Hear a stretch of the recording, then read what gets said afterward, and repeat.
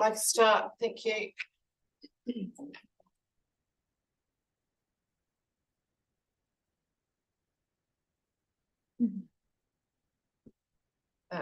I welcome tūtaua mai I runga, tūtaua mai I raro, tūtaua mai I roto, tūtaua mai I wahu. Kia tau ai te Māori tū, te Māori ora ki te katoa. Haumie, huie. Kia ora, welcome and apologies for the late start, but we've got quite a lot of things kind of swirling about at the moment. So thanks for your patience, those of you online. We'll make a start. Thank you. Do we have any apologies? Declarations of interest? Eric. We have had one from Eric? Oh, sorry, apologies for the Thank you, Councillor McPhail, seconded Jim Horrell. All those in favour, please say aye. Aye. Against? Carried. Thank you. Declarations of interest? Any public forums, petitions and deputations? Right, takes us to item 5, the confirmation of the minutes from the 18th of October. Thanks. Oh, you were there? Yes.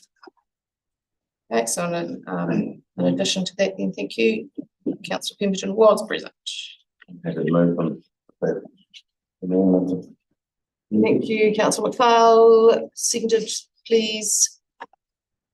Councillor Gibson. All those in favour, please say aye. Aye. Against? Carried. Thank you. It'd be great if you could make your eyes audible so that everybody online also knows that you've participated. Thank you very much, councillors. There's no extraordinary items. Oh, well, there is really. There's the report addendum that we've just tabled. So do we need to move it? That's no, it's a supplementary to the report. Okay, good as gold. Yep. Questions? I've had none. I don't have a report, I don't think. Any councillors got a report of anything they've attended? Or thanks, Councillor McDonald. Chair, on the 9th of November, I attended a meeting with the Upper Makareva catchment group looking at air control in their area at Otapiri. I've never seen so many people attend catchment group meeting. Truck on the side of the road, and that told me pretty much quite quickly that when it comes to air control, there is a wide variety of views, and it really gets people engaged. But I really want to congratulate that group for taking on such a tough subject, and that's what I'm seeing around the catchment groups itself, and now that is starting to tackle some more difficult subjects that not everyone has agreement on in the communities. So good on that's a start. So there's going to be more ongoing work at the start. So right. Councillor Rodway. Oh, thank you. I'm sorry, I should have really written one, but I went to the CERN Ecological Restoration Networking Group. And we went to that. We had a presentation at lunch by that group, and also the Mid-Ariti catchment group, which is doing some really fantastic work, identifying areas on farm for wetland development. And I thought that was really ahead of actually what we are doing. It was very impressive. So Fiona Smith who was on the regional forum, of course, chair of the regional forum. She's involved in that group, and Alice's wetland tourism. I'd like to hook up with them because they're doing some really good stuff. And the other one I want to mention was to Howie's property on the Ota Pili stream, which is where the stream is still meandering around quite a lot of nice native forest there, great big, massive big porcupine trees there. And the regional council works department have been doing, catchment people have been doing some work in that river recently, and clearing back some pointy bars which were erosion, and They're very impressed by the work of the council in that area. Well, that's very nice to have some positive feedback. Thank you, councillor. Just before we move on, I just can't help wondering if we should make better use of the public forum petitions and deputations space in our meetings and have some of those groups come and talk to us for 10 minutes. It doesn't have to be an onerous, scary thing, but it'd be quite nice if we could hear from them in person, because some of us can't get to the field trips or whatever. So let's try and make that happen. I've got Councillor Morrison and then Chairman Horrell and Councillor Gibson. Are you indicating also? Yeah. Definitely. Councillor Morrison. Just like to report back on Monday, having attended the Myros Bush Virus School Bronze Reflection event. Spent 4 hours with the kids out there and the staff and the environmental leaders, and Lyndall joined us. Good to see councillors from ICC there as well. Just reflecting that it is a strategic investment in the Enviro Schools program, given the influence, the seeds that are being sown that help young folk and their supporting communities understand and advance and progress environmental issues at a local level, at a real grassroots level. So really inspiring to see the young folk there getting their heads around what it takes to do better in the community environmentally, from chickens to pig feed to reducing scraps and food scraps and recycling cardboard to restoring ngāhere in the local locations. So really inspiring. It was fantastic afternoon that I'm at. Councillor Morrison gave me a hard time because I arrived in time for lunch. That's right. Chairman Horrell, thanks.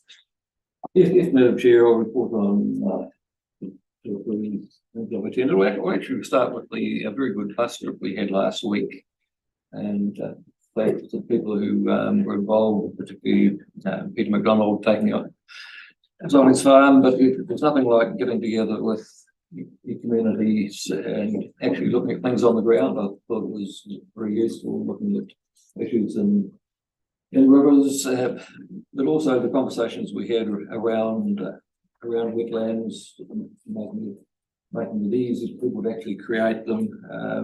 We talked a wee bit about the potential to have a biodiversity credit.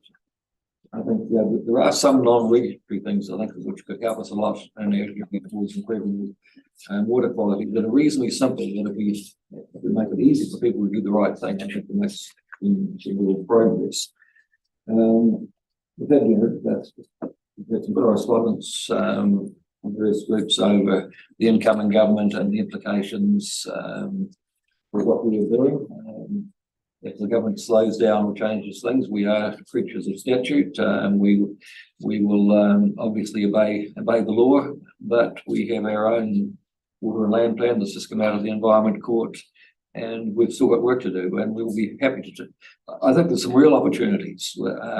I think we're going to see a return to more responsibilities in regions, and if we can come up with Southland solutions for Southland, I think that will be well received by people, and I think we're up for having those conversations. There's also, I guess, some concern as to what's going to happen over co-governance. So let's be quite clear. Under the Local Government Act, there's no sign of being changed. Co-governance is enshrined in there, and I'm actually very proud of the really good relationship we have with local iwi.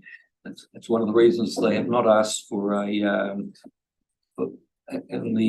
changes to local government for award for iwi, because actually in Southland we work well together. That won't change.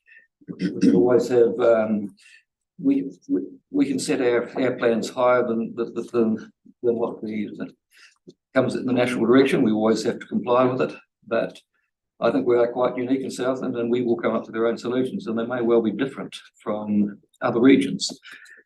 I also attended currently the local government rep on the Osprey Shareholders Board in Wellington a couple of weeks ago, and one of the concerns I was raising, for those who don't understand what Osprey is, it's a combination now of the old TV3 board, NATE, which is about animal identification, and now they're having even Bovis put in there.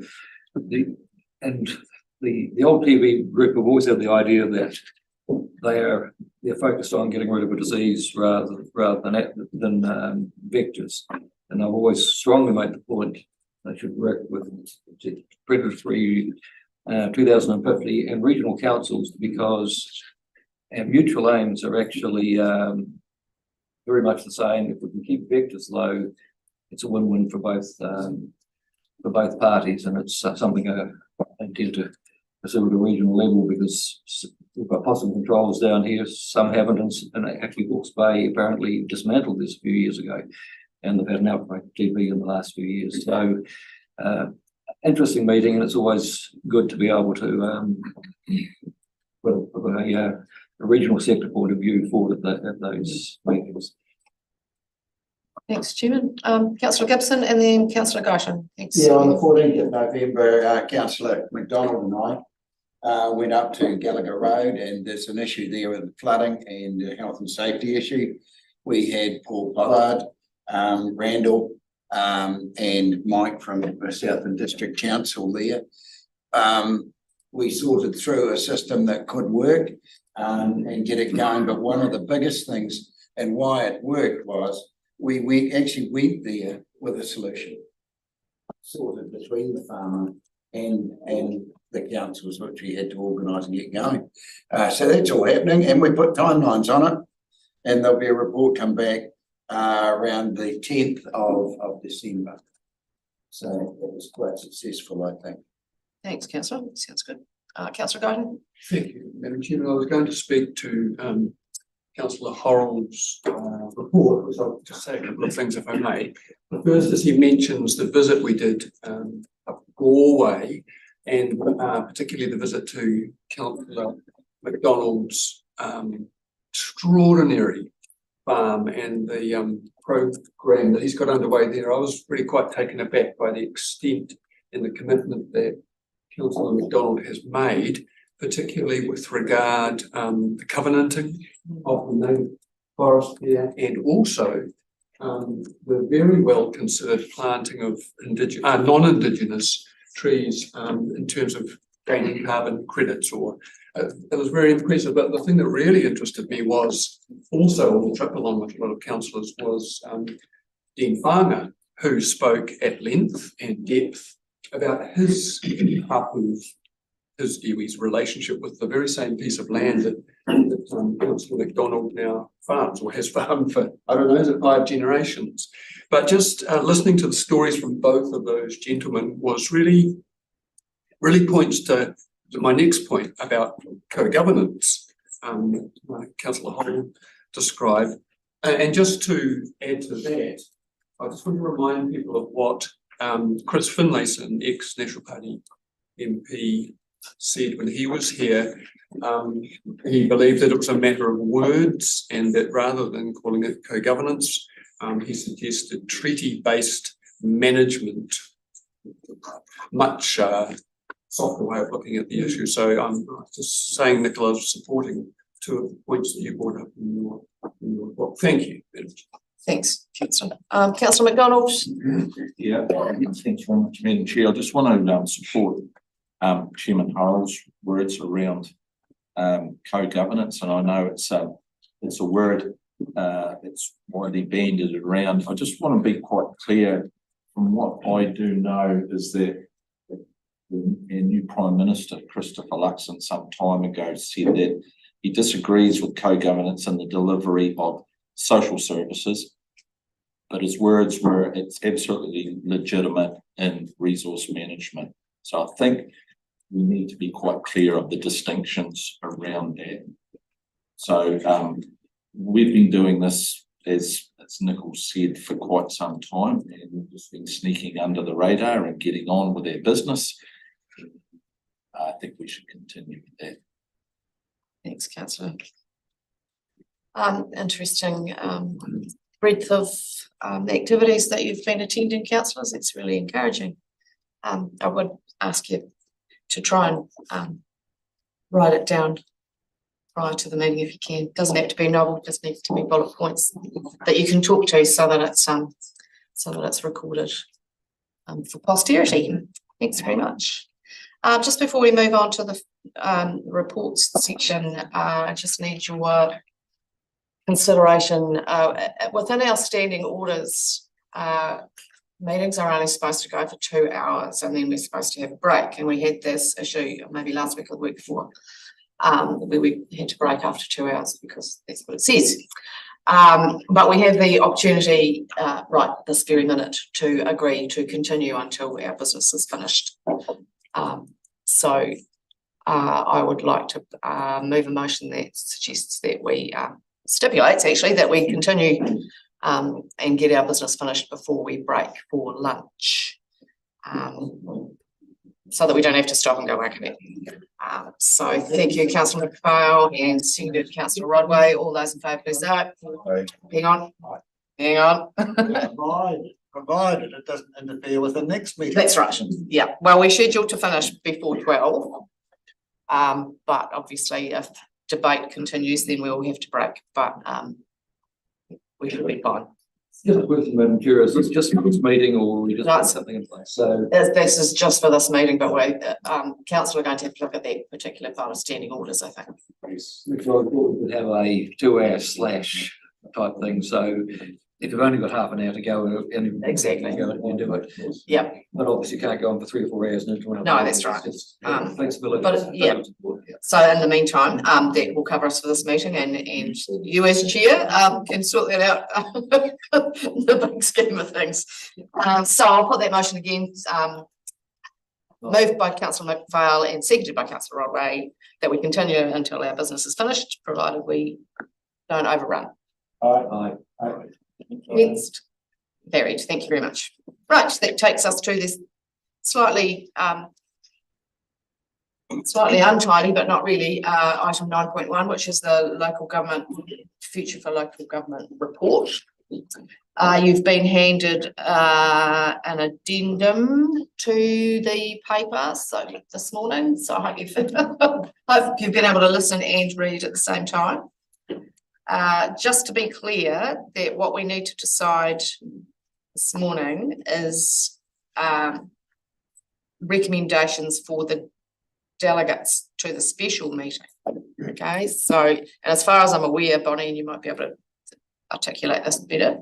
It's a kind of it's a yes or no vote to take to the special meeting on the 11th.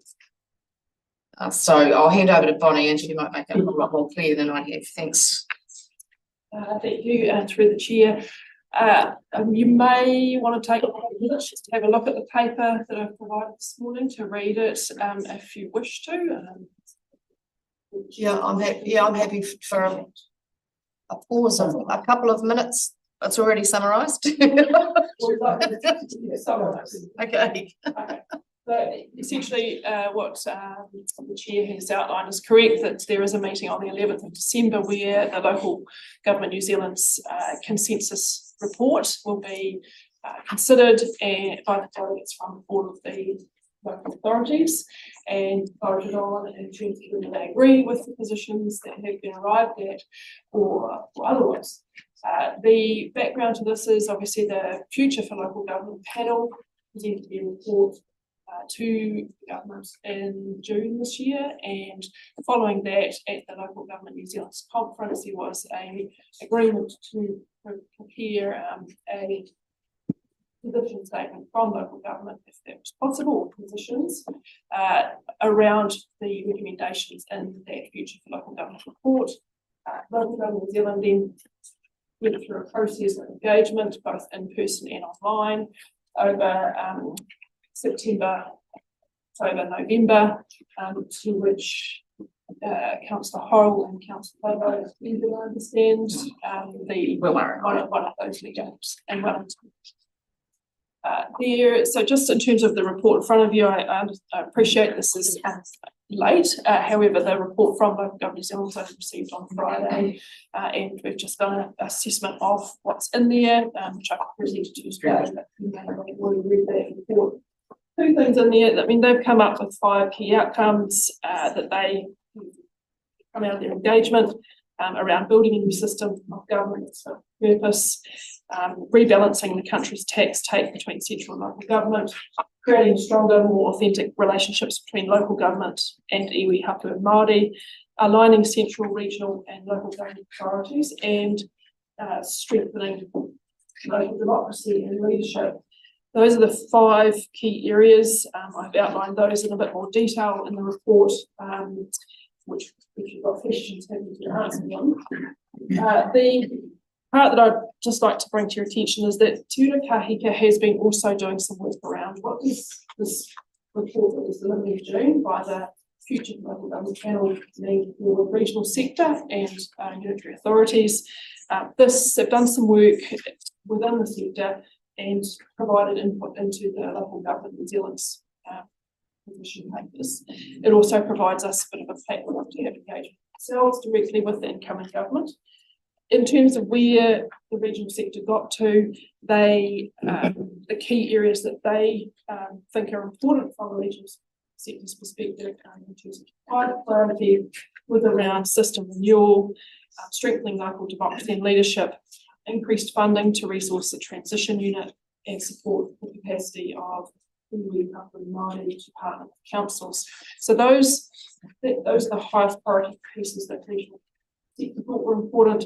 That broadly aligns with the local government New Zealand's paper, which we received on Friday, in particular statement around building a new system that's fit for purpose and aligning with that sort of creating stronger, more authentic relationships between local government and iwi, hapu and Māori.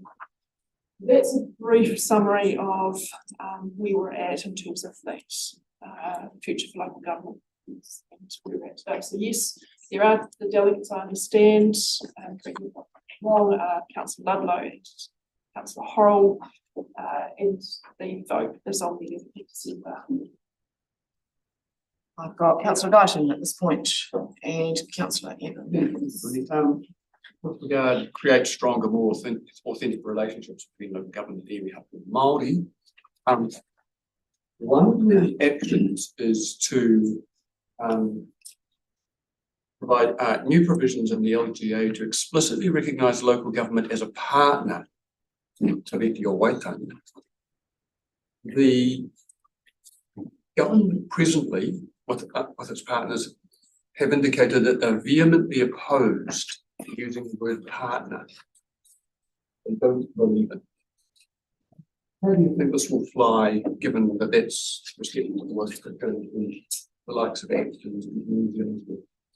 Through you, Chair, one of the things that I've highlighted is the implications and risks in this paper here. So obviously that's been shifted this week in terms of our incoming government being, be announced, and obviously the ministerial lineup and the coalition agreement. So I guess one of the things I've highlighted in the implications and risks there is that it will take time for detailed policy to come through, and then we will obviously need to be assessing how that might, the implications of that for our own work programs, and one of those being where we go in terms of that future for local government.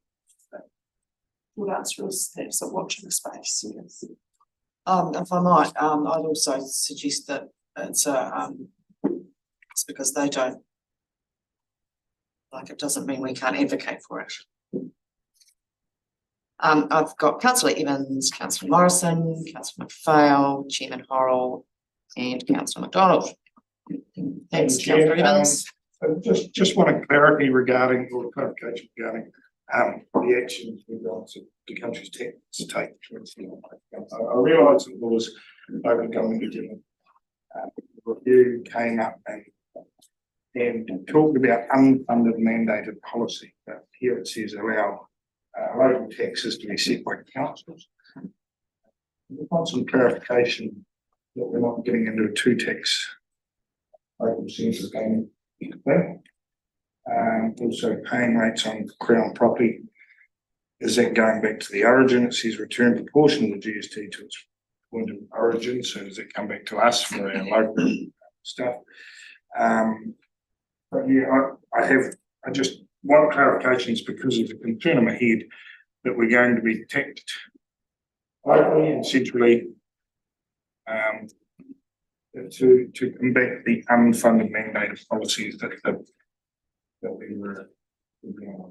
I don't think that's the intention, councillor. I think that's. Just add to that, because these discussions have been going on for a number of years, well before the local government was formulated. And one of the biggest concerns for local government has been chronic underfunding, being asked to do other things without any funding coming through. So some of the discussions that have been picked up by this report, and it makes a lot of sense to me, is in the old days, we exempted local government. It was probably the police and the hospital. Now you've got a whole lot of departments, and then Google will pay rates. If they don't, you've got to say why not. So it's got to be about, these things have got to be about everyone. There's been, whether it's the best way or not, there's always been an argument about GST on rates being a tax on tax, and that's been one of the things that's been bandied around for a while, is that 15% should come back to the local authorities rather than going to government.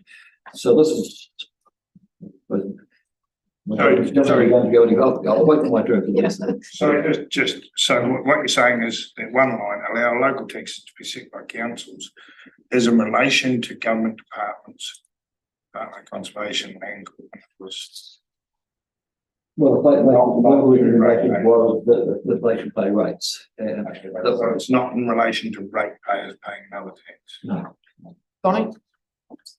Just to respond through your chair to that, in here, there's not a lot of detail in this report we received on Friday. It does say allow a toolbox approach to funding so that where appropriate, local government can set and determine local taxes such as local fuel tax, bed tax and congestion charging.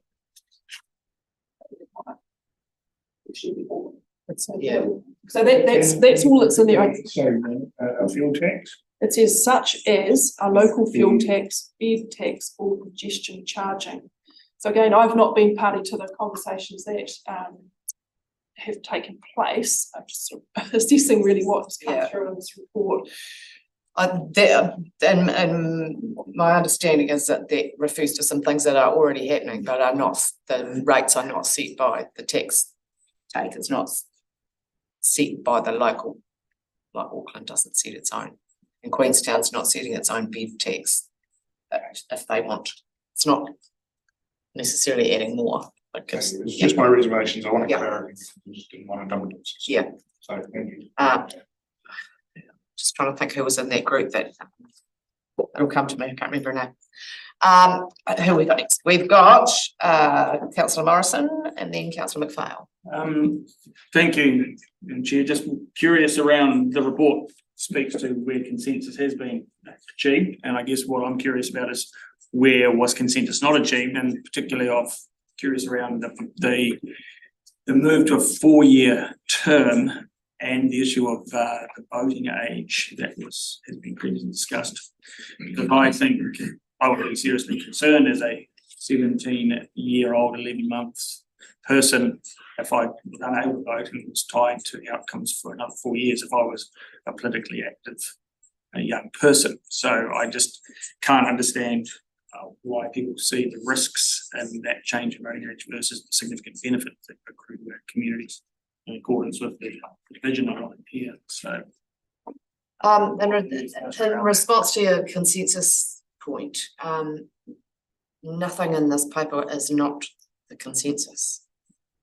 So you would need to go back to the first set of papers that were circulated for the first workshop with LGNZ to see what was excluded from the consensus. There were some things that were just disregarded out of instant almost. So you'd have to go back and have a look at what was turfed out there because I can't remember.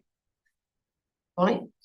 Through the chair, the voting age come through in this one, so I suspect it's, as you point out, Chair, that it was in some of the papers earlier. So the voting age through. The 4-year term has come through.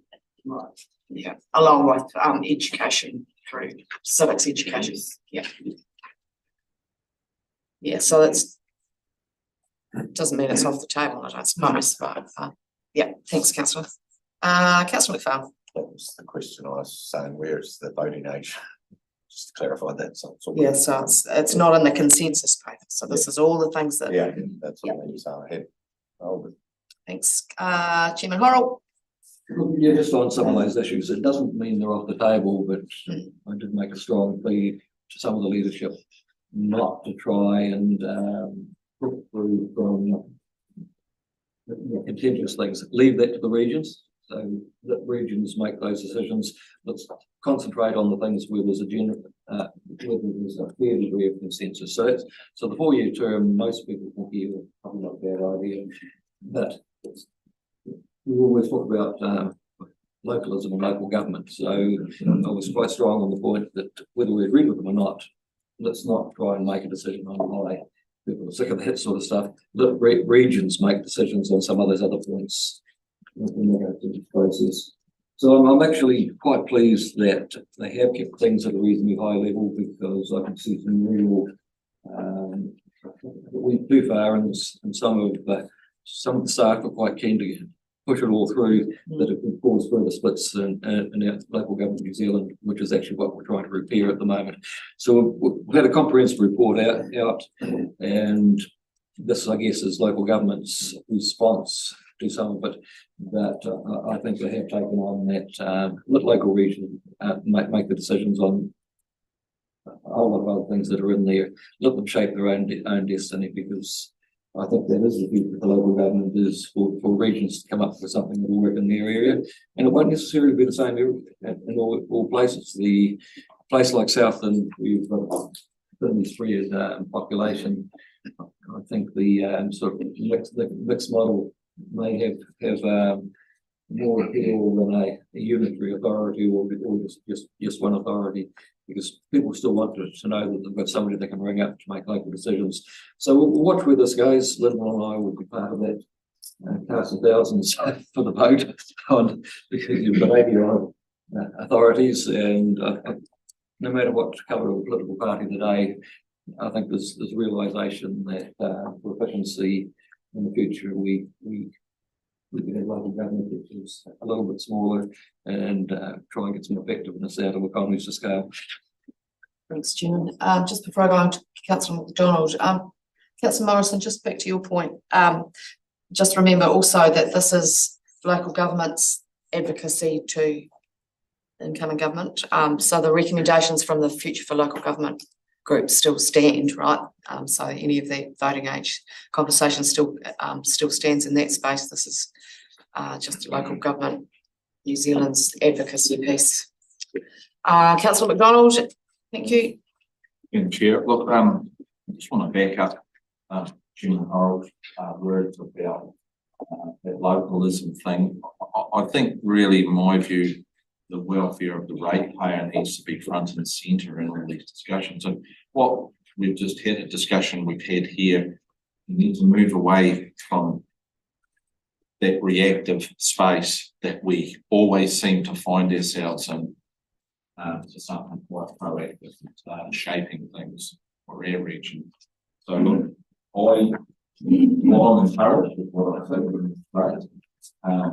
A suggestion, I'm putting out a suggestion that at an appropriate time in 2024, we have a regional PUI with across all the councils. We get local government appropriate delegation to come down to talk about it, and then we start to discuss what are the things, like Nichols said, what are the things that we hold dear to ourselves in this region, and we start to come up with a mixed model of what Nichols suggested for ourselves, or else this is just going to get away on us, and we're going to be continually reacting to local government reports coming to us at this council. So that's a suggestion I'm putting out there at an appropriate time. Trust you guys to do that sort of work, but Yeah, thanks, Councillor Bonnie. Before I also respond. Probably No, you won't go. Through the chair, so there is a working group section who consider from a self-employed perspective how we might take some of these recommendations in the future for local government reports and the June report forward.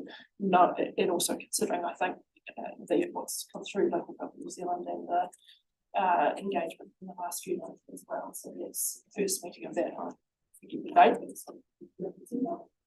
And I think one of the things we'll contemplate then is our region pulling together through.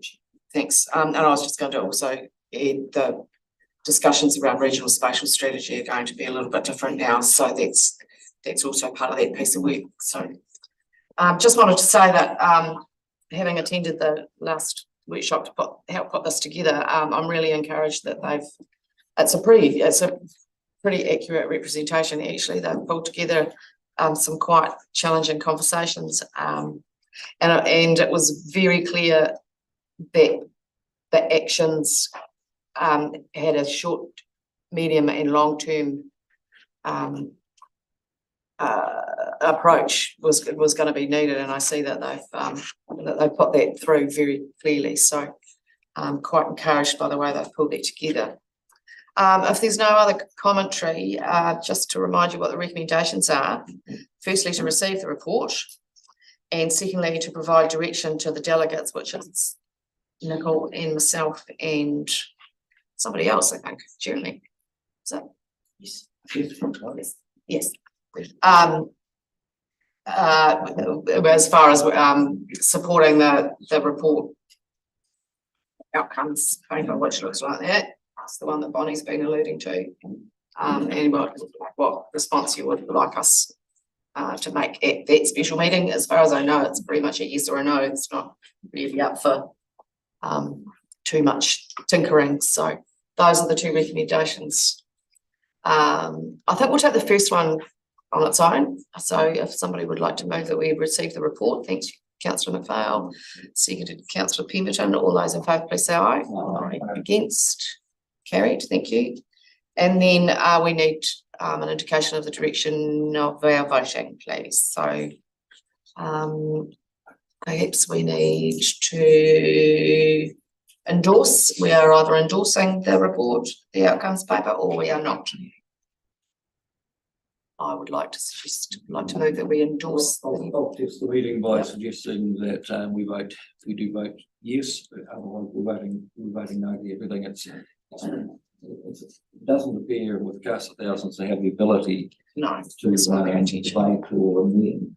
So the high level recommendations, and having seen them, I'm reasonably comfortable that it allows regional flavour and localism. So I'll have to move. Thank you, Chairman. And I'll saying I haven't heard any discussion this morning that suggests that we should say no to any of those items. Thanks, Councillor. Everybody clear about what they're voting on? Thank you. All those in favour, please say aye. Aye. Against? Carried. Thank you. Nicely done. Thanks to staff for scrambling that together at the last minute, even though we specifically requested that we have it early. Not your fault at all. So well done. Right, moving swiftly on to item 9.2, which is the regional spatial strategy update. Speaker the Deputy. Welcome, Marcus. Thank you very much. Without any faffing around, let's go straight into it. Adding myself to the meeting, so I can share the screen. Oh, great. Thank you.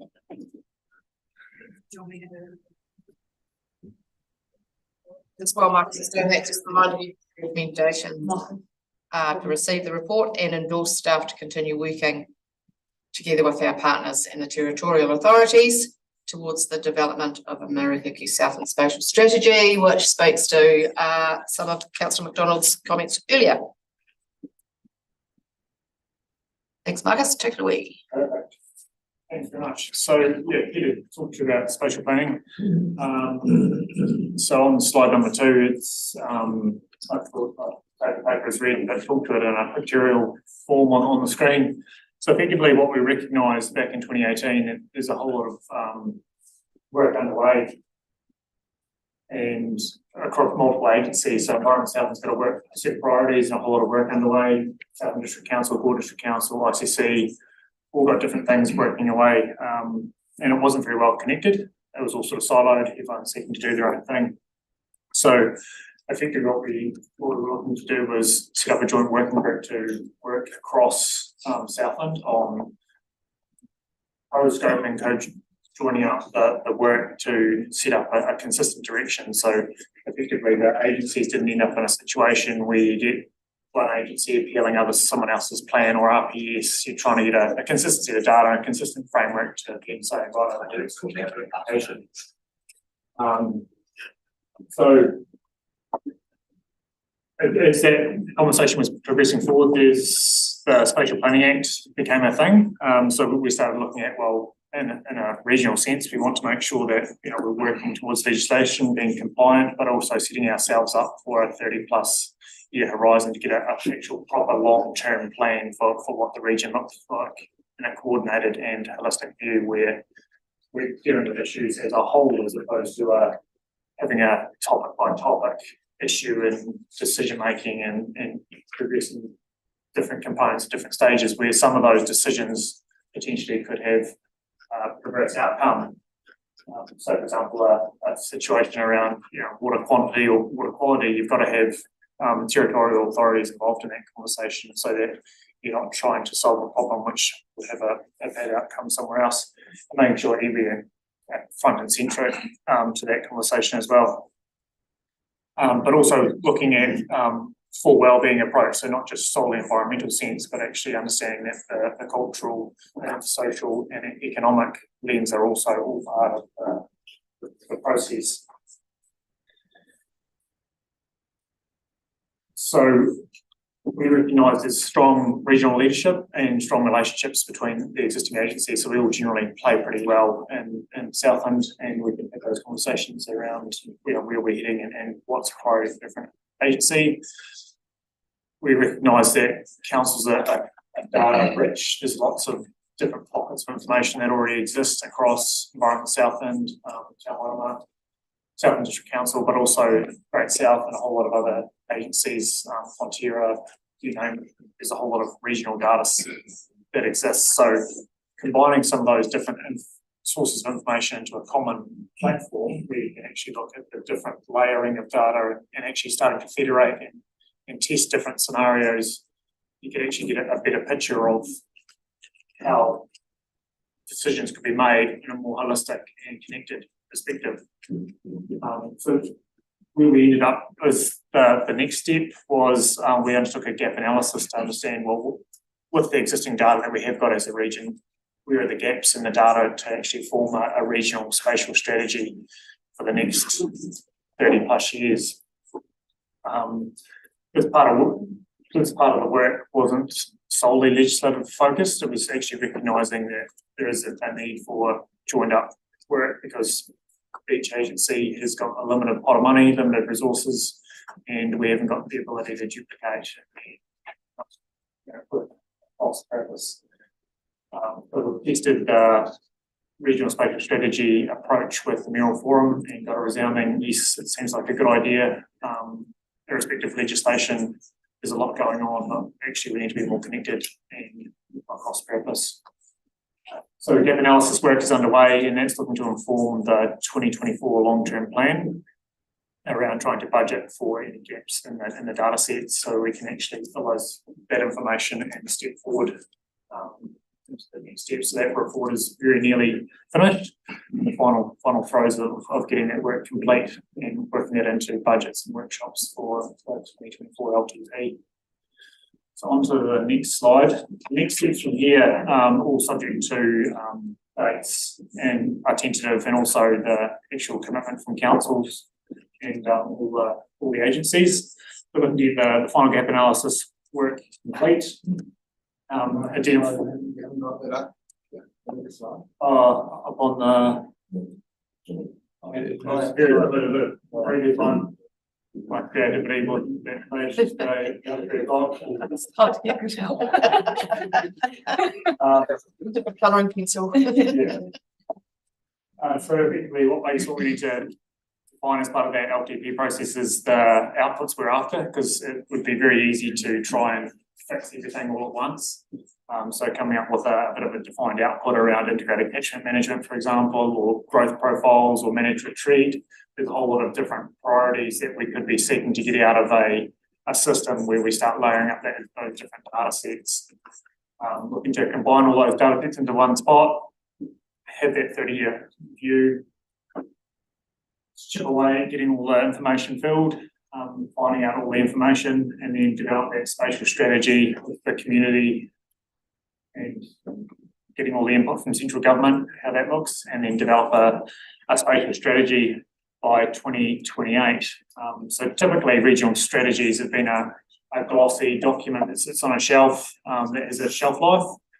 But effectively where a lot of the spatial strategies are now is they're a highly digitised GIS platform where you can actually get real-time data around flood flows, levels of air quality, different information on a live stream sense, and actually use some of that information as it comes in to actually make decisions and inform decisions. But also you can play out scenarios too, for example, of saying, well, actually, if we get a drought 4 years in a row, how's that actually stressing other parts of our system around biodiversity and water takes and nutrient loads and other indicators in the environment that are going well and not going well. Or you could look at it from a TA perspective and saying, actually, if we get a 3% growth rate, what does that look like? If it's a 5% growth rate, how's our infrastructure and Three Waters going to integrate with growth projections? Have we got enough land availability? Is the housing actually being built to support the growth that we're seeing? So I was trying to use the available data sets that we have already got, commission a wee bit of extra stuff, and then use all those pieces of information to get better rounded, integrated decision making that is actually beneficial for the whole region.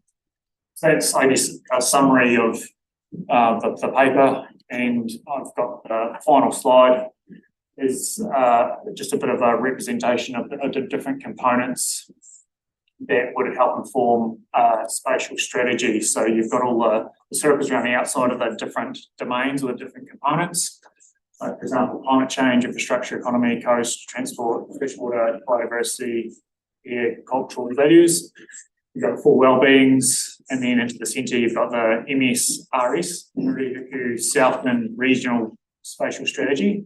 Aspirations, I guess, are regional governance, community focused, 30+ year horizon, agile with data sets being added and updated on a regular basis, aspirational for future generations, but also sharing data and legislative compliance. So effectively making it as a decision-making tool for local government, but also helping to support industry, identify constraints or opportunities within the region and actually make commercial or industry decisions to help support what they want to achieve. So yes, that's, I guess, the vision of spatial strategies moving forward. So happy to answer any questions. Thanks, Marcus. We've got a question, I hope, from Councillor Guyton. Yes, thank you. Don't I take it personally. describe that kind of like an intelligent human in a way, and I'm just talking about data being dated and really available to anyone to view it, perhaps. Is there, I don't know how you describe this, is there an algorithm built into some of these things so that different datas interact and produce an upgraded? Is it working that way in the background, or is it simply like a set piece that you access and get the most modern information? Are they interacting with each other, some of these things? They are. So there's a few examples around of a GIS-based spatial strategy. One of those examples is a digital twin. So effectively what happens is some cities, Wellington's got a digital twin where what they do is they create a digital representation of the city, so that what they can do is actually understand where all the buses are, the transport movements, the vehicle numbers. They can see pinch points in the system. They've got the wastewater treatment system in there as well, so they can actually understand how the city's functioning in real time based on real data that's coming in from sensors across the city. So they can actually test different things in a virtual sense before it actually plays out in a physical sense. If they want to change a roundabout or a traffic light, or they want to get more people onto bikes, they can actually identify what some of those constraints are going to be and how to pre-plan some of the issues they're going to foresee, and actually when they come up with a solution, come up with a robust solution that has been stress tested in a virtual sense before it actually hits a physical sense. Thank you. It's Lucy, you want Yeah, to? just quickly, I think the design part between now and when we've got the thing, we'll need to cover those questions in quite a lot of detail. What are the systems we're gonna wanna create? What are we gonna need to bolt together? There's algorithms and APs and all sorts of other technical wizardry that can plug together systems that already exist across our agencies. And in the short term, that's on the cards for us to talk through with our other colleagues, figure out where we can actually make those bridges so that, when we get to a point where we've got the strategy, hopefully, we'll have a system alongside it, but we're gonna phase it out. It won't be immediate. So, Peter, sorry, councillor McDonald. Yeah. Not a question for you, Marcus, but an open question for this council regarding the previous discussion about local government. I see the spatial strategy as creating an enormous amount of gravity to pull us all together. And the question to this council and other councils throughout the province is, can the political side of it keep up with the mechanical side that you're describing?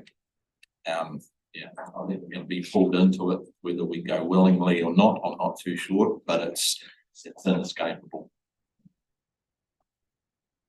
And be masters of our own destiny to a certain degree there, can't we, councillor? Councillor Cook. Yeah, thank you, Chair. Obviously, I've supported all the way along. We should have regional strategies and regional agreements. I'm just wondering about this. I would endorse this ambitious project. Just make sure that we're resourcing it properly with people and the appropriate computer and software support. Are all the councils contributing to this? I mean, I'm sure we're driving it, but are all the councils making those relevant contributions? Good question. Quick answer. Quick answer would be, we're at the beginning, so the gap analysis has been co-funded between us and all of the other councils.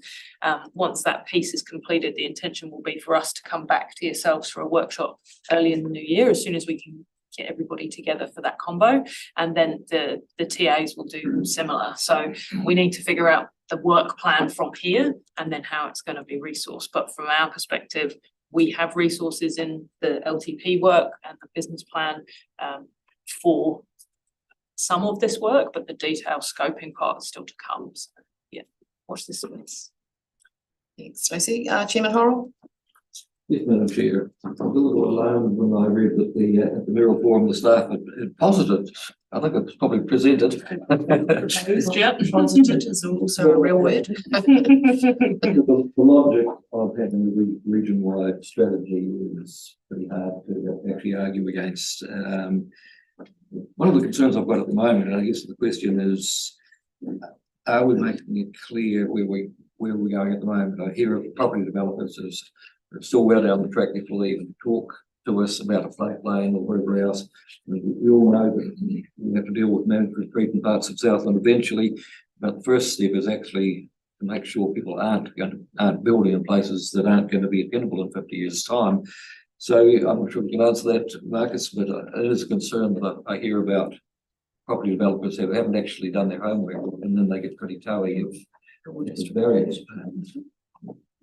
Through you, Madam Chair, I think it's one of those situations like heading into this piece of work, a picture tells 1,000 words, so you can get the big chunky reports that see what's going on in a particular catchment or a floodplain and how it functions, but actually having a picture of how that looks around, here's the depth of water flowing through that catchment if when it floods or when it's not bank doesn't perform, or if there's something that's in the system that isn't working correctly, having a visual representation of that, data visibility helps make good decisions. So I guess this is what this project is about, is getting all of that data into one common platform to help decision making, whether that's council decision making or industry decision making or personal decision making, EV decision making. They're all decisions that need to be made based on good information that is visible. The sooner we can get that data visible to everybody,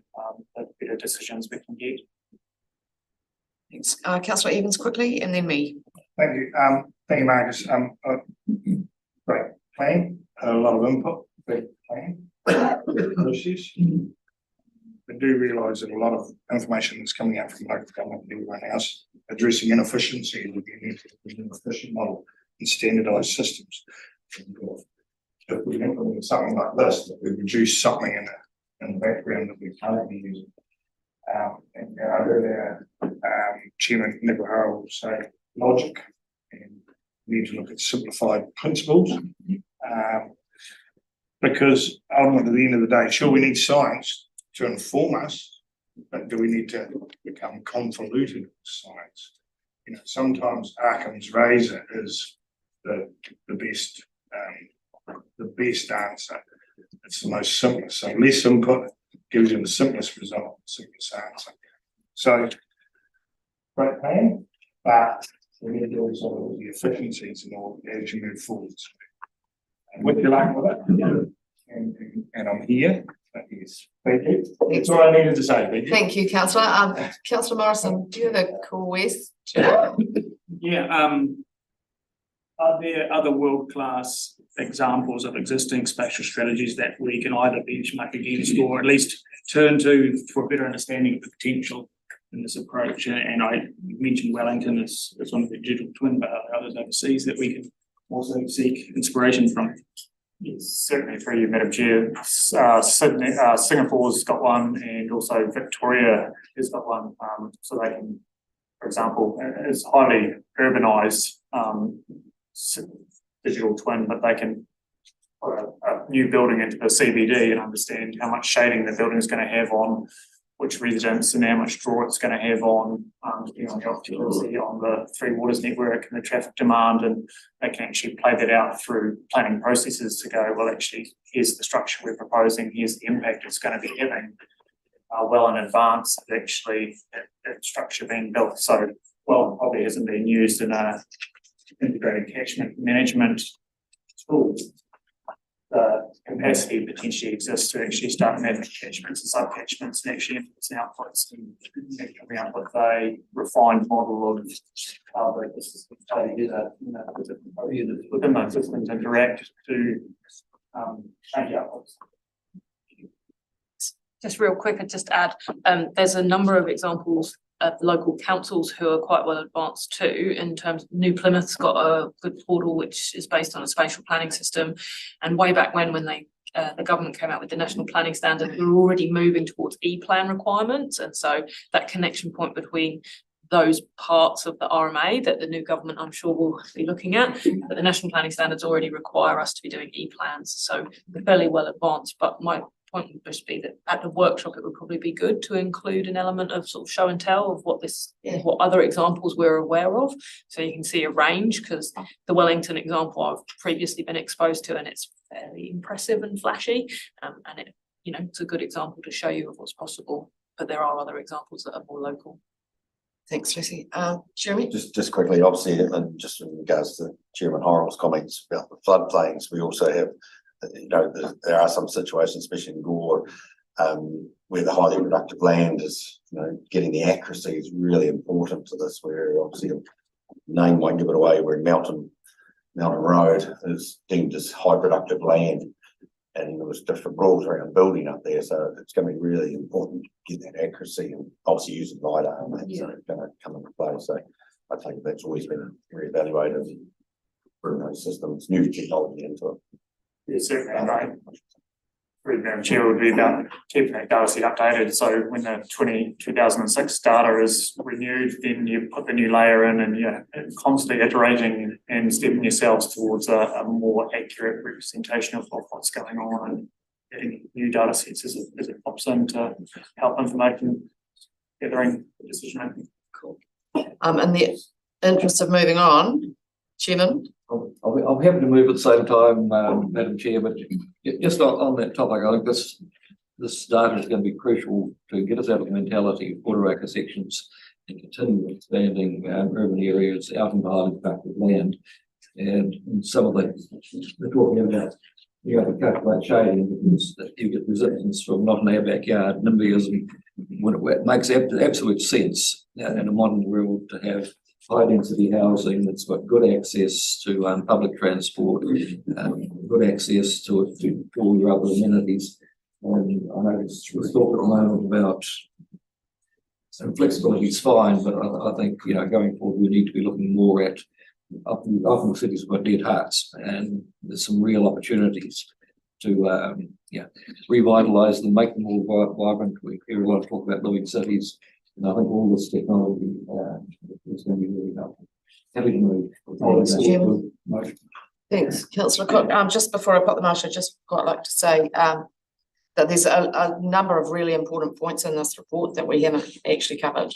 But the point is that we are going to endorse staff to continue working on these things, and some of these things will come back to us.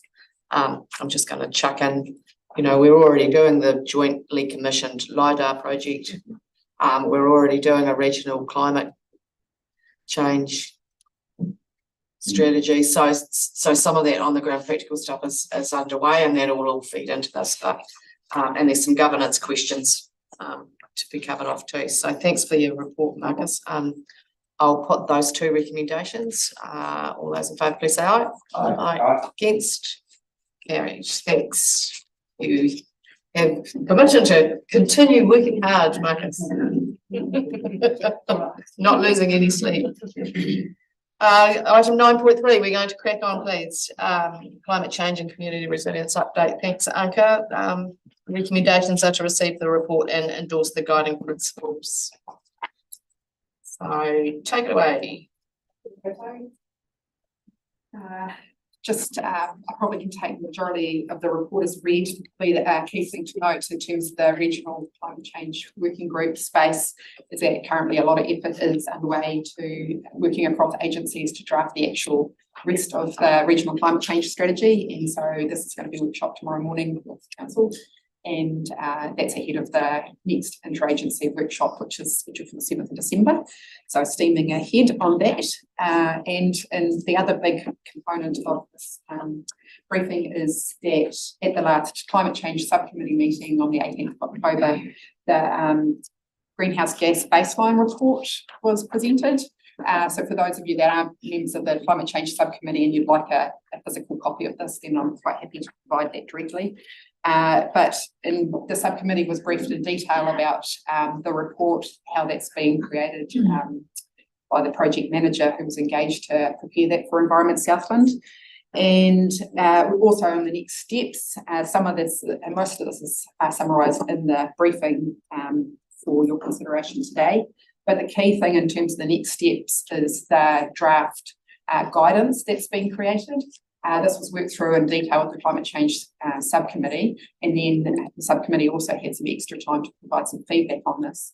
And the subcommittee will note that the changes have now been incorporated into that guidance.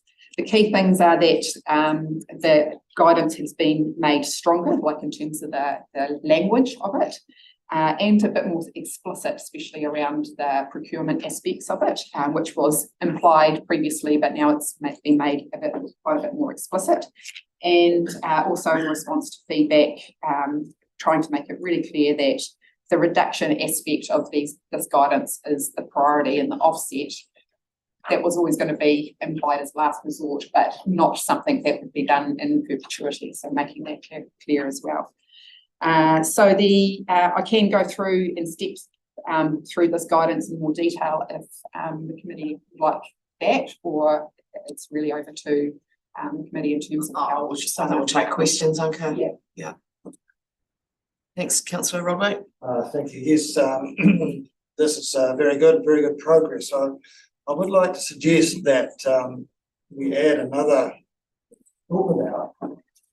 step in the work stream, which is presented as 5 bullet points on page 18.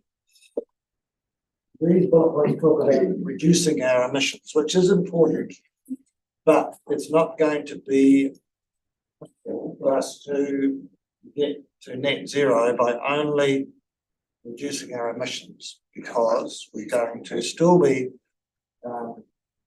emitting carbon from our vehicles, on the diggers that we have to use on riverworks and various other things. So I think that we have to include in this a offsetting goal.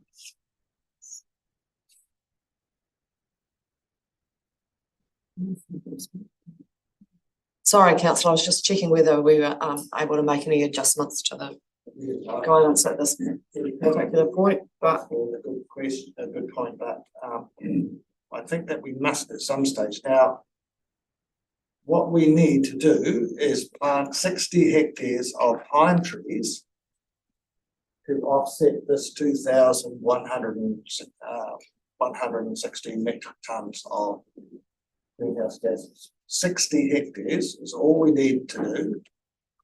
After 10 years, those pine trees will be absorbing around about 2,000 metric tons of carbon each year. In addition to that, those trees could be earning us about $140,000 per year at $70 per tonne of carbon. So there's double benefit. But if we don't start to plant trees at this scale, we will not get to carbon neutral. Even if you plant them next year, it will be 2033 before we get to carbon neutral stage. And any delay in doing something like this will mean that we will not meet our interim targets. And we could meet the 2050 targets by mid 2030 something. So I think we really need to look at this very seriously and not just we've got to reduce our emissions, but we've also got to do something about offsetting those that we are unable to reduce. thank you, councillor. Can I make that a kind of an action point for you to take through? Okay, and then we'll go to councillor Morrison and councillor McDonald. Yeah, I think that needs to come to the subcommittee. Councillor Gibson. Thanks, councillor. Yeah, well, just extending that point, I don't disagree at all with anything you've said there, Morris. I just wonder if in this case, we're specifically looking at our emissions reductions pathway. And I think there are other pathways that need to be considered alongside that will lead us to our overall decarbonisation efforts. And so I just wanted to be quite clear that this is about the more specific, how are we thinking about reducing our emissions, acknowledging that there will need to be more effort required to hit our overall targets. And I'm just wondering if I want to make sure that we provide a focused set of guidance for this piece of work around reducing, yes, acknowledging that the offsetting is an additional consideration as well. We can't be continuing to delay. We must get on with it. So the chair of the climate change subcommittee will be able to bring that up at the next meeting. I've got councillor McDonald, councillor Gibson, Chairman Laurel. Madam Chair, I'd just like to comment on councillor Rodway's brief discussion there. Logically, you're absolutely correct. This is where I go back to all the time, that there's going to have to be some decisions we have to make that aren't going to be nice or palatable to a lot of people, but they have been saying regardless. I would also just like to give the council some pause and thought. You know, we administer quite on behalf of the ratepayer, quite a significant chunk of land. Is it morally correct for us to use that to offset our own operational emissions within Environment Southland, or do those gains go to the wider province? I think that's a question. I'm probably leaping ahead, but you are too, Morris, of course. That's a moral question we have to come to terms with, because we do not, in my view, own that land. We administer on behalf of the ratepayers of this region. So, yes, some things to work out. Thank you for your thoughts, councillor. Councillor Gibson. Yeah, Morris, good work, but you've got to get a timeline on this thing. Because we can sit around here and talk about it and it just keeps moving on. So I believe that we should have a plan in place. Whether we use our land or what we do, I'm not sure, councillor McDonald, but we've got to get on with it. So what timeline are we going to put up? I'm going to put up that in 12 months we have a plan.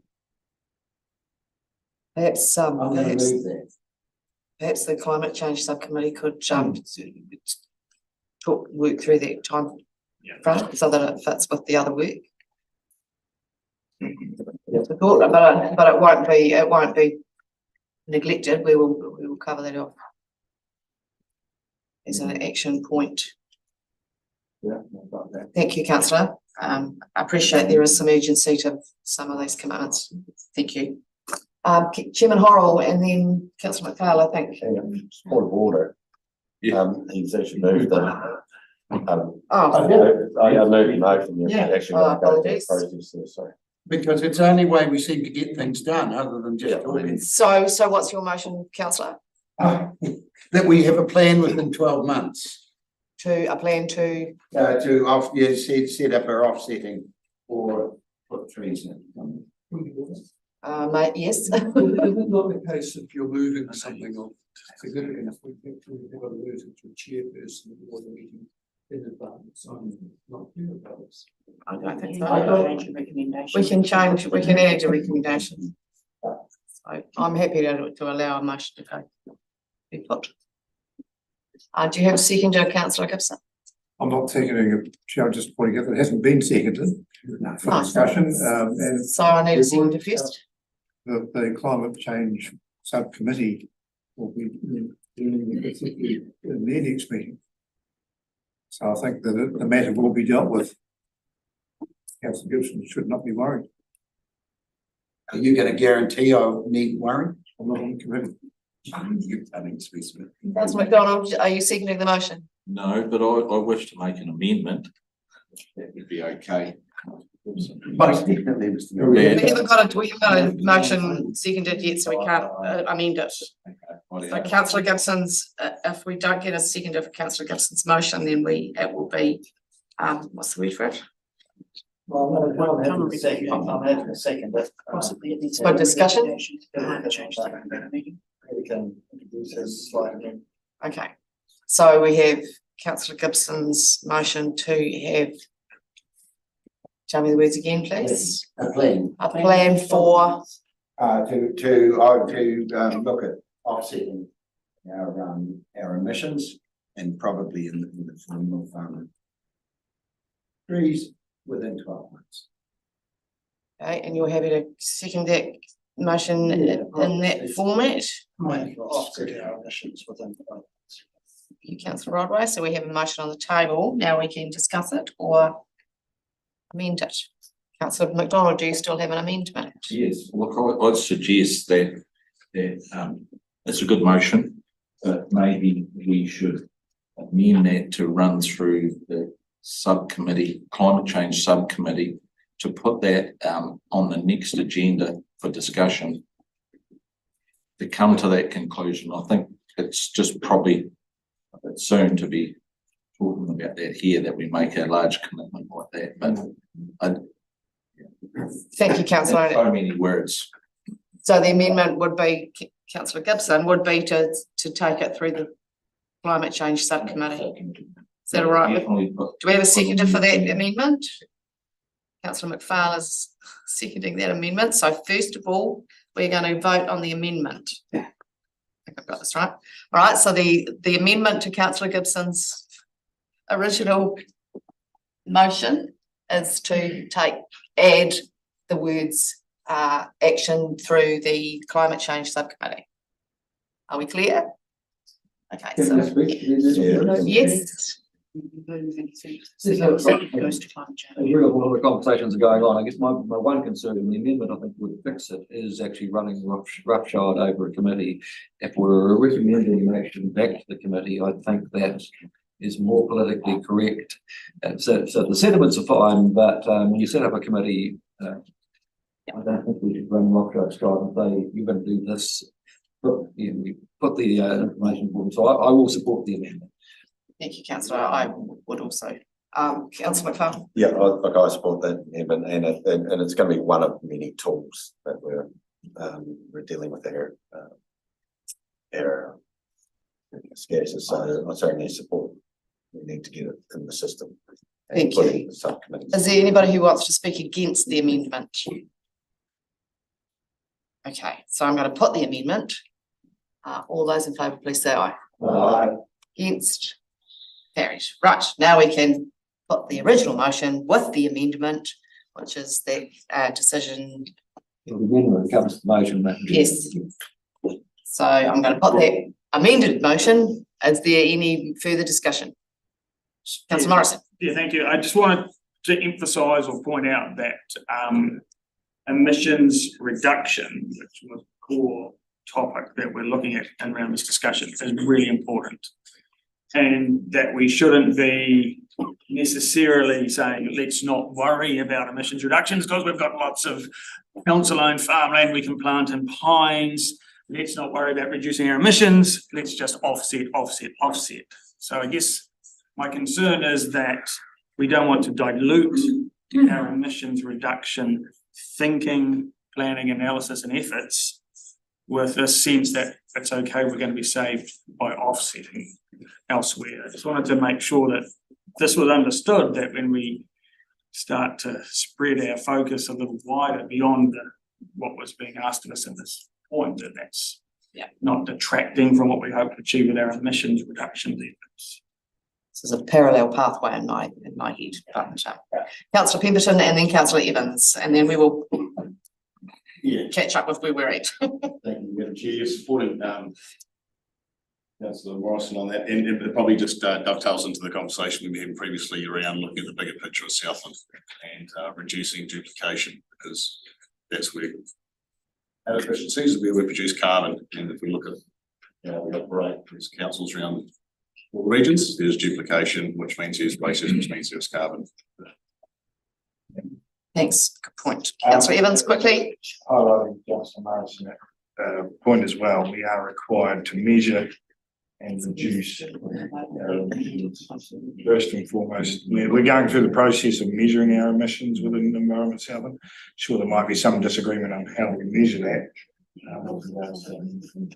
Some of the measures put in place, but we are required to measure them. Evaluate and then reduce before we get out.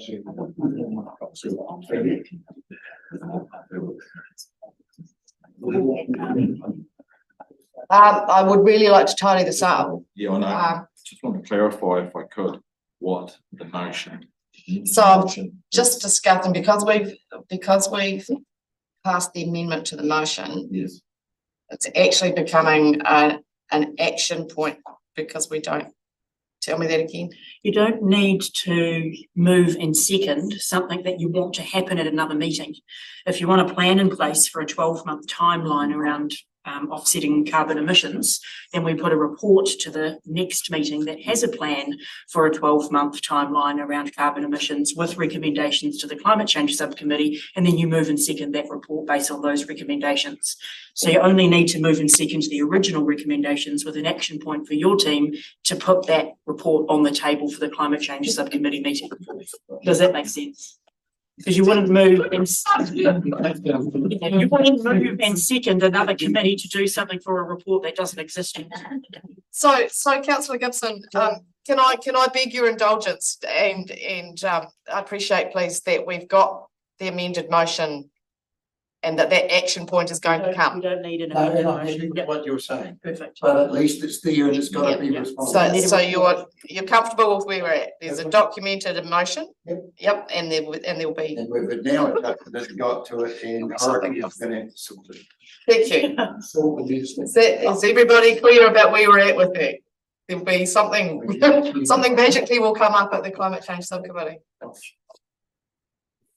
Councillor McPhail. Just to put Councillor Morrison's comments, they're absolutely correct, but there is a bigger picture here. This is about what we do with the land financially and all these things, but it makes diversify our portfolio. So there are gains. It is the community's land. We technically own it or administrate it.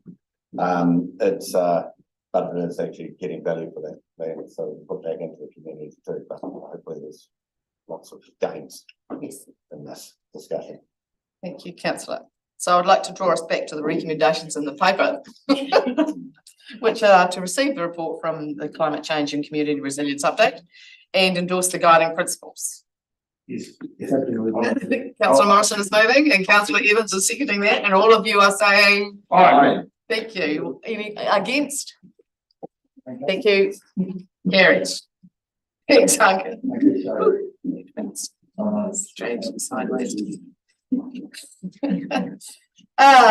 Taking us to 9.4, the science update. Thank you, team, for waiting so patiently up there. Look forward to our data ecosystems activities overview. Thanks. That is Fiona. Thank you, Fiona. Got a few slides, so we'll just get it Oh, yeah, up and running. Thank you. Did you want to say that? Oh, I could just note that this is part of our ongoing series of science program reports. So this time we're focused on data management, and we've got quite a few of the team actually down the back that you may not see as often. They so perhaps be upstanding and come and say hi, team. Yeah, those from Science Information and Operations. Would you like to? Yeah. Come forward and just say hello. Anybody else? I'm sure John's not the only one. Come on. Because we hear about all your work, but we don't always know the faces. So, John, would you like to introduce the team? Aaron,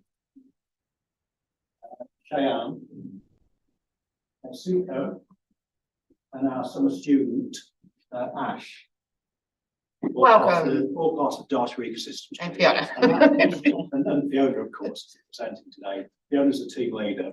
I manage the division, so that's the Science, Informatics and Operations division that carries out a lot of the operational side of our for our science strategy and investigations team. Wonderful. Nice to put some faces to the names. And welcome to our student. Hope you become a fully converted ES member eventually. Thanks very much, team. So there's a lot of processing that goes on in the background that Fiona will. Yep. Cultivate. Thanks. Thanks, Fiona. Take it away. Tēnā koutou katoa. I just have a few slides to share with you about the key points from my report, which I'll take as read. So we have three main databases which we store all of our data in. So there's Hilltop, which is a suite of applications and holds most of the data.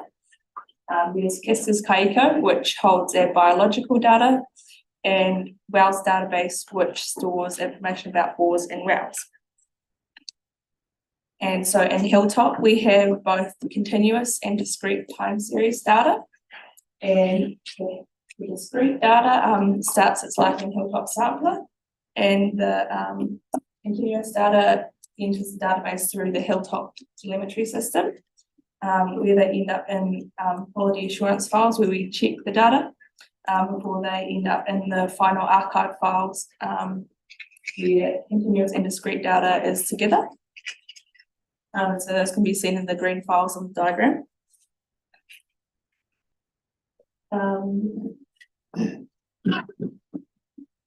So data quality and making sure that our data is of a known quality is one of the key tasks for my team. And so we are always checking all of our data. Each day the continuous data is checked to ensure that everything's coming into the system properly and that there aren't any errors.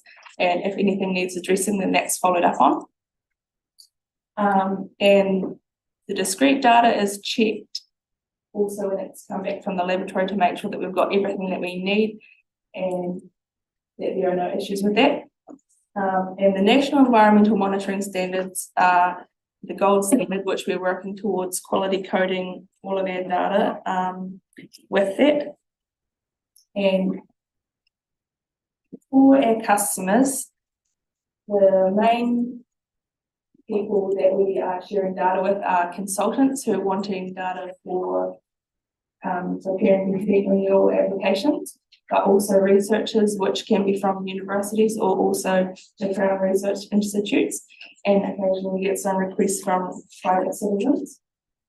And all of our data is sent out with a disclaimer, which is there, but basically it just covers that we try our best, but our data is not always perfect. We can't be held legally responsible for any reliance placed on the information, and also that ES must be attributed as the source of the data. So I've got here a graph about our external data requests from Q1 of this year and the past 2 years. And so probably two things which you would notice about this is that the main type of data that people are interested in requesting is groundwater data. And you would also notice that the total number of requests has significantly decreased this year, or the Q1 of this year, than the previous 2 years, and that can also be seen with the request totals for groundwater. And so the reason for this is because we've built a self-service data portal, which gives people access to the groundwater data, and so we targeted groundwater for this portal because obviously it's what people are most interested in, so gives the most benefit. Open data portal is through the API, which is an application program interface. So this connects to the Hilltop database and the Wells database, and is able to provide users about well details, lithology, and groundwater quality data in various formats. And you can see in the graph, the API has been having quite a lot of use. So those are individual downloads from there. It's not per person, it's how many downloads one person has done, but there's been a lot. So that's things that my team don't have to respond to and can work on other things. And our biggest data request from the year comes from LAWA. So most of the data we send through them automatically through digital feeds, but there's a lot of work that has to go on in the background to make sure that the feeds have gone through correctly, and that the data will be displaying on the website properly before it's then released to the public to look at the updates. One exciting project which we've got going on at the moment is to support our field technicians. So generally when they are collecting a water sample, then they would have this paper sheet which they fill out, which has all of the details about the date and time they collected that sample, various observations about what's going on at the site, and also measurements of things that can't be measured at the lab, so like water temperature and dissolved oxygen, and they're all written on this paper sheet. And so when this paper sheet comes back to the office, one field staff has to manually enter it all into the computer, into the sampler database, and then another field staff has to check that all of the things have been written in correctly and there aren't any errors. But with the digital data capture, we have built a survey 123. So the field staff can collect the information that was previously on the paper sheet on their cell phone or tablet, and then that is sent to the cloud. And then the software lab now picks it up from the cloud and puts it into our sampler database. And so the only human interaction back in the office is to check that that survey has arrived, and Darren is there looking at it quite very stoked because he didn't have to do as much as he previously did. So the process is currently in trial mode, but it's going very well and it's saving staff time and also reducing errors. So yeah, those are the main things I had to share with you in the questions. Anybody? Pretty cool, actually. Councillor Evans. Hey, it's good to hear that we're sharing the data and making sure that the data is correct before we share the data. And then also checking that it's correctly put up by LAWA online. Nothing worse than something going awry through the whole process of sharing to showing to page. That's good. There's a lot of that checks or double checks going on. Thank you. Yes. Would you like to move with the report? I'll move, but just a question, we do get, some of this data goes up on Beacon, but some of it, it's sort of available if you request it. I just don't know whether we could have a sort of a 3-month update, because there's a lot of fantastic information in here. A lot of people are wanting to sort of know, what are the trends of the person in the time, and how difficult that would be to have a quarterly sort of a report that came back that actually could inform us a little bit on if you've got. To us. It's a bit clunky, it's sort of uncertainty, the continuous monitoring stuff, but there's more and more interest in what's happening in the groundwater too, and I think information on how it's informed about people making decisions, and I'm not really asking something that's difficult, but is it something we should consider? Did you mean for the website or to come to the committee? Probably actually to come back to one of these committees, so it's a report that other people can see as well. Some people will go to the trouble of getting the information they want, but there's a lot of other people who they saw, they had a report on that at Environment South, and I'm going to read that. It's a lot of information, but it's disseminating the information to the people to use it. Would annual be enough, councillor? An annual one or a? It doesn't become much more useful in law where if it's annual, maybe it could be 6 monthly, but I guess we're looking for trends, I guess. Would it also be of interest to constituents and media release on where we're improving and where we're not? I know you're saying a quarterly report, but that's what I'm sort of thinking. It's great information, you put it out there for people to access, but sometimes people don't access, they won't go to the effort to access it, they need to have it put in front of them. And sometimes a media release is a perfect place to put something in front of our people, right? South even. Yeah. Perhaps I could comment through you, Chair. So historically, we did do that type of reporting, actually, regular state of the environment reporting that would come through to the relevant committee, the Environmental Management Committee back then. And over time, as things have gone online, we've reduced the reporting that comes through to committee in that format, because people can go to LAR or go to the website and have a bit of a play around. But what I'll undertake to do is perhaps have a discussion with the relevant teams, and we can perhaps bring back a proposal for you to consider about what we might bring to strategy and policy going forward, and how that would fit with all the other reporting that takes place online. Yeah. Thanks, Rachel. I'm happy to second. Thank you. We've got moved Chairman Horrell, seconded Councillor Evans to receive that report. All those in favour, please say aye. Against. Very thanks, Fiona. John and team. 9.5, the Water and Land Portfolio Update. Thank you, Liz.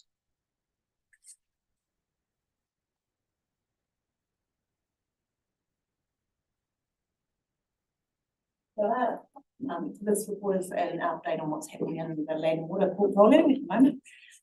The first item is to propose water and land plan.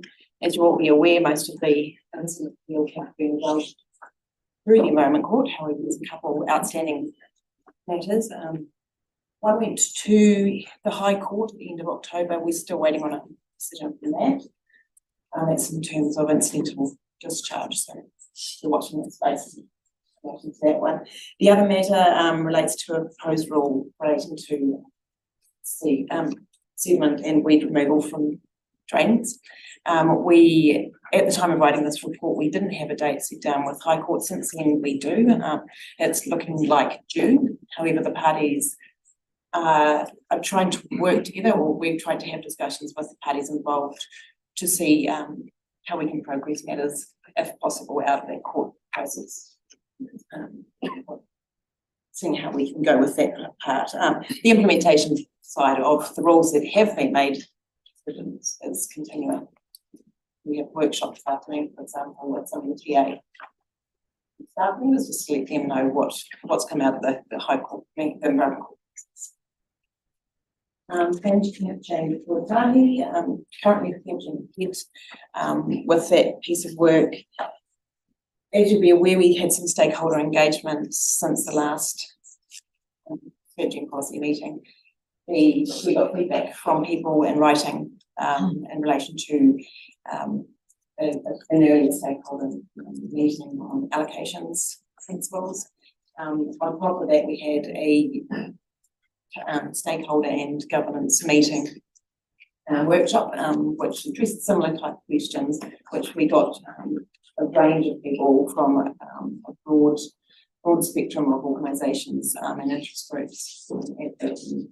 We've compiled a whole lot of information on principles such as equity and approaches to limits and things that we will use when we come to drafting provisions, but it will also guide some of the engagement conversations that we will have going forward.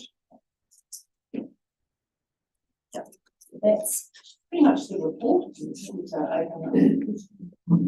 Thank you, Councillor McDonald, Councillor Gibson and Councillor Rodway. Yeah, I'm focused on the allocation conversation. Friday, I think it was page 34. That's quite a graph of the feedback that you've got, quite outstanding there to see a real proportional accountability for contaminant reduction. It's quite decisive output from that, isn't it?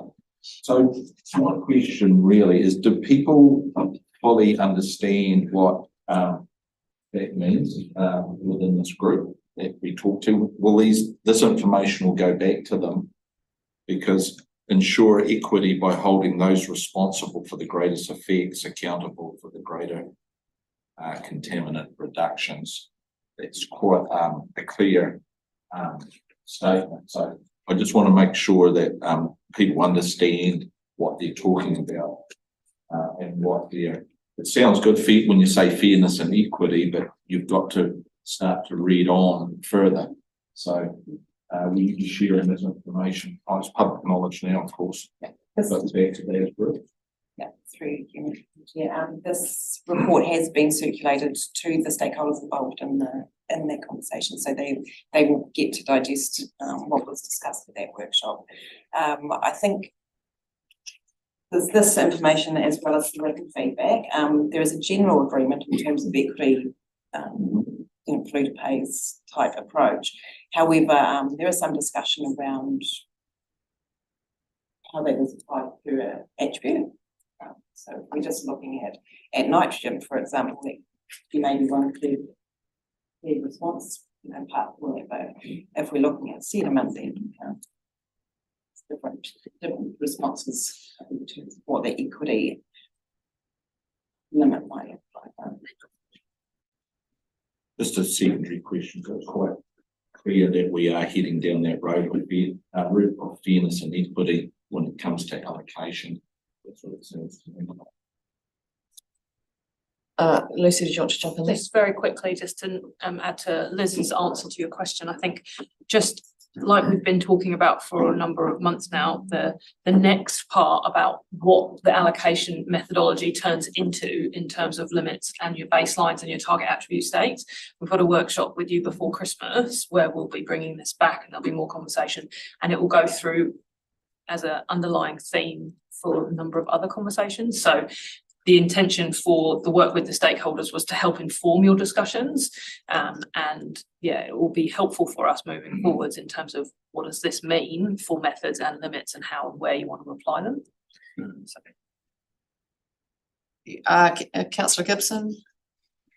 Sorry, Liz, that you're in the hot seat, but the thing is, last week we stood on the banks of the Matara River just beneath the Gore Bridge.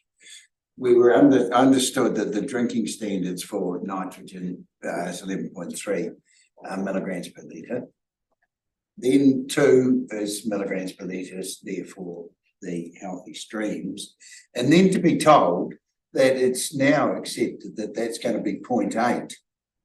Now, where do we go? We've got to firm up on what this water quality actually means. And then we can go with a common theme to the public. At the moment, it's all over the place. So do you want me to move a motion?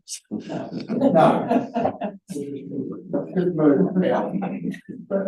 You see what, if we're confused, I'm sure that others are confused.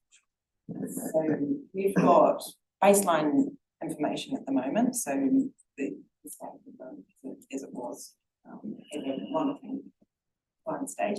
The next stage is to look at targets.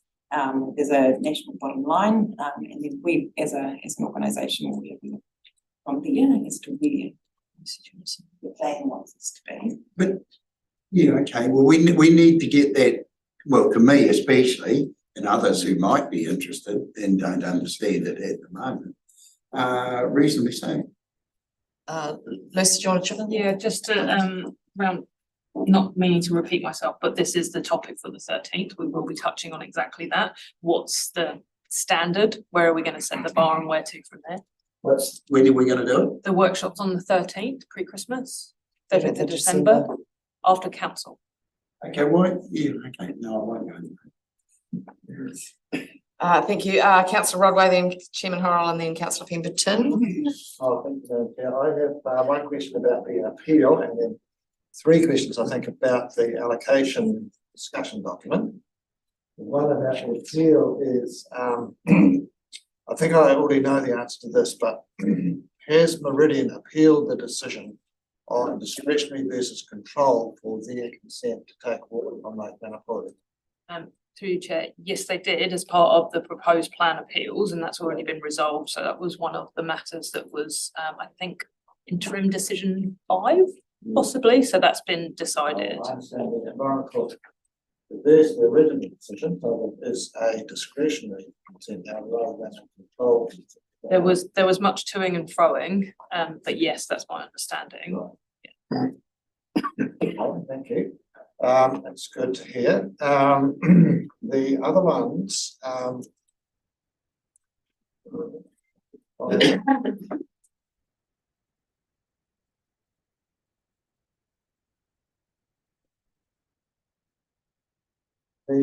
page 38, talking about outputs and inputs and how to measure the intensity of farming activity. And there's a lot of discussion about this, and seems to me that Overseer is a tool that could be used for this, but Overseer is not trusted by people. Experience for small farmers in particular they have to use. But Overseer is basically a company that's producing this product that is useful in certain ways. And I just wonder whether this council should work with the Overseer company to try and make it more user friendly, more, because we can't just rely on input controls. We talked about that a lot, and we do need some output controls.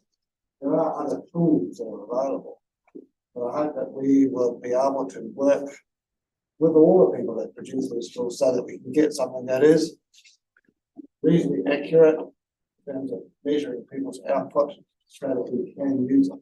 I think there is a problem in this area. That's you can comment on. Anybody want to comment? Can we make Overseer more user friendly and trusted? Well, I'll jump in there. I think it is becoming more user friendly. Anyone have the ability going forward to perhaps overlay the Visio graphics and soil types as well. It's we know it's not a tool we can use in a court action, but it's a really good tool as a model for trends in particular. And I think we've sort of had those conversations. I'm not too worried about the detail here. This is the first meeting with quite a diverse group, and I actually believe there was a high level of agreement on certain things, and obviously we'll go back to talk to them about it. Just on the point, so I'll jump ahead. Sorry. It's all right. Can I just stop you there, because I think Lucy, I'll let Lucy comment, and then we can come because you're next. So just on the overseas, so I understand the report came out from central government in terms of the review that they'd undertaken. And from our perspective, the decisions that the council chooses to make about how you want to use it moving forwards will be a big one for the limit setting process. What we have already in the proposed plan is a route by which other kinds of nutrient management tools can be used on application to the CE. So we're working through that at the moment in terms of somebody has come to us and asked for their tool to be considered. So we're working through kind of the process for which that could happen, which I think will be a useful thing to discuss with you in a bit more detail, because one of the things that happened as part of the proposed plan environment court process was, as Chairman Horrell just alluded to, the limitations of Overseer as the only tool. And I think that when we move forward into the plan change, we want to be able to say it's a good tool for these reasons or for these purposes, but there are other tools and how we make use of those moving forwards. So, yeah. Thank you. That sounds good. And my last one, Madam Chair, is on page 38. There was a discussion about using NCI and the macro environment community index as a key indicator of extreme health. But NCI has its limitations. I'm not sure if everybody is aware of much about it. MCI will not give you a high score, which indicates good water quality in lowland reaches, especially soft bed streams, because the insects that give you a high score, such as large stoneflies and mayflies, don't live there and never live there. And so I think we want to be a little bit careful about relying on that. It's fine for detecting pollution downstream or treating work or something like that. But in terms of relying on it in lowland situations, especially where the water is a bit warmer, because big insects need cold water to live. So just a note of caution there. Your invertebrate scientists will know about this, but yeah, people get in their heads that it's a good thing to use everywhere, then there are some limitations for it. Next, Councillor, might be something to raise at the next workshop of that those interest groups actually. Make a comment for you. Yes, so I know that indicator is quite popular for the catchment groups, in that so you've got a group that wants to do its own monitoring. They can get a baseline and then use that information year on year to see how things are tracking, so more for comparative purposes. And the reason that they're favouring the NCI is because it's quite tangible. You can see the bugs and what's in the water as opposed to a nitrate reading, for example, but certainly acknowledge the limitations. Thank you. Councillor Horrell and then Councillor Pemberton.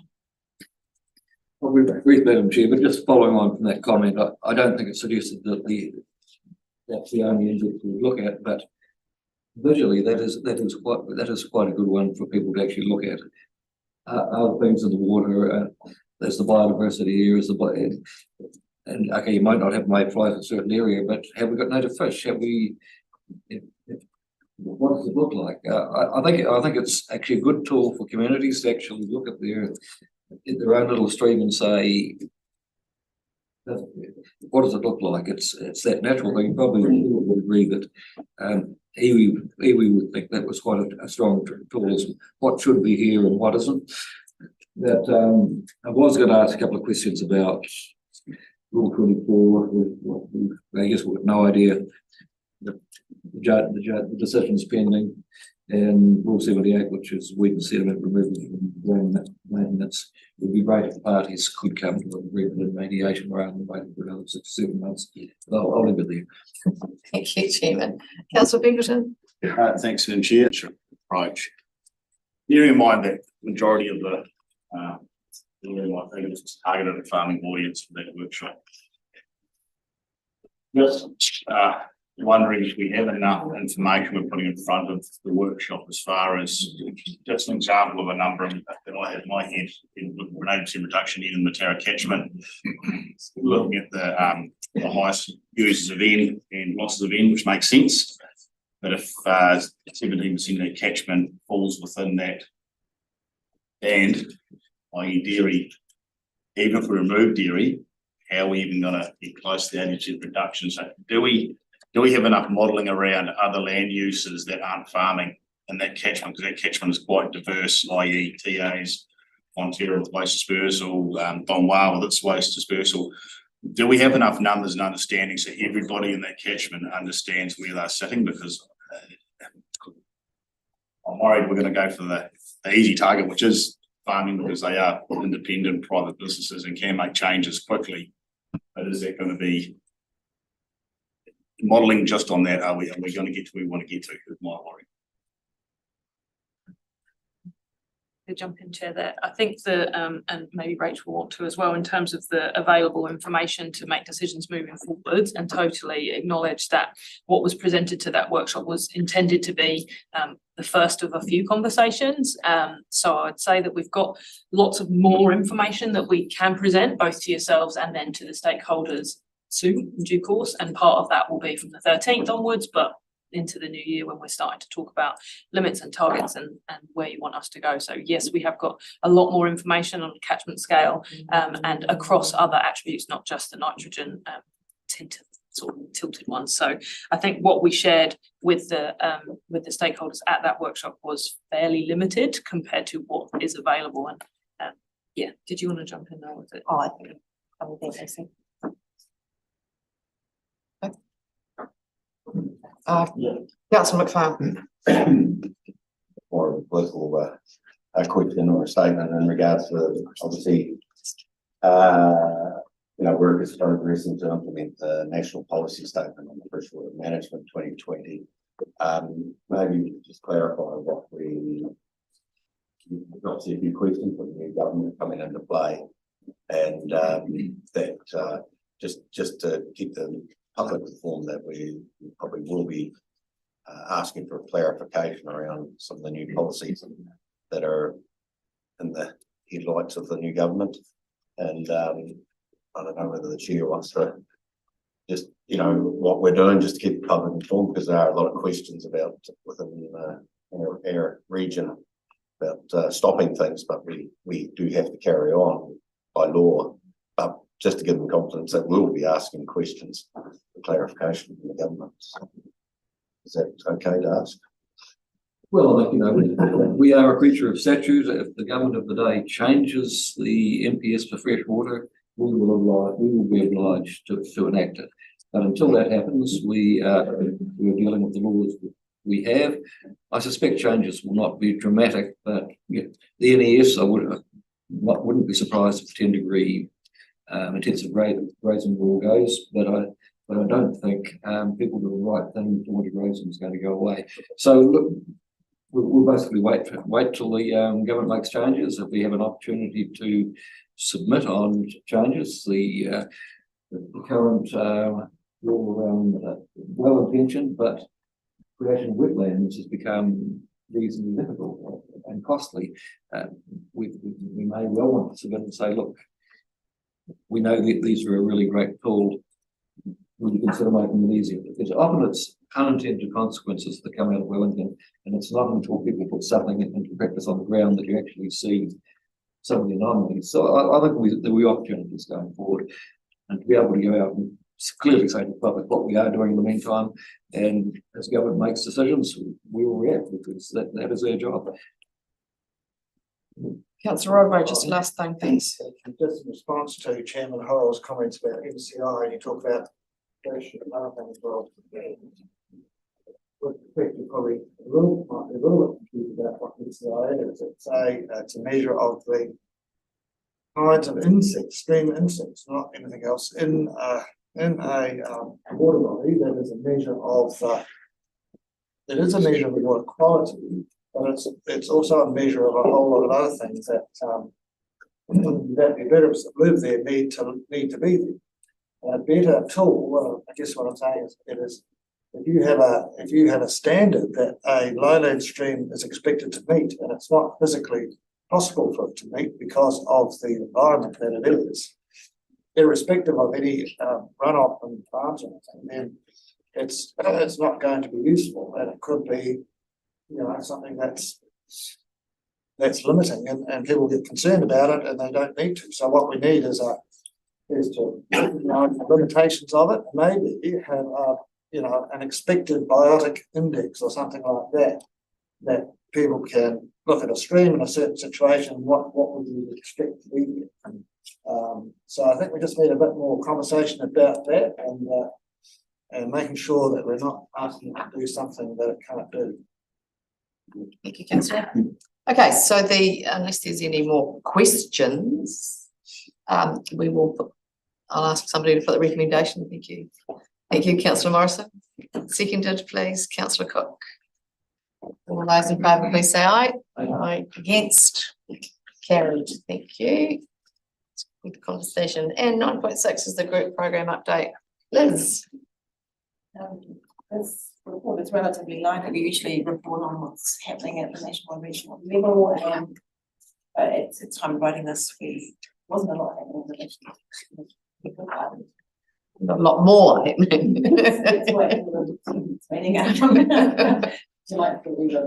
Report. From a regional perspective, the update is really, we have submitted a submission on the core district plan, and it's been lodged. Thank you. Any questions? Somebody like to move that report then, please? Thank you, councillor Pemberton, seconded. Thank you, Chairman Horrell. All those in favour, please say aye. Aye. Yes. It would be the last item, so I just need to close the meeting off with karakia. Kia whakarea te tapu, kia turuki whakataha ai, kia turuki whakataha ai, kia wātea ai te ara. Haumie huie tahi. Thank you, everybody. It's an interesting meeting so far.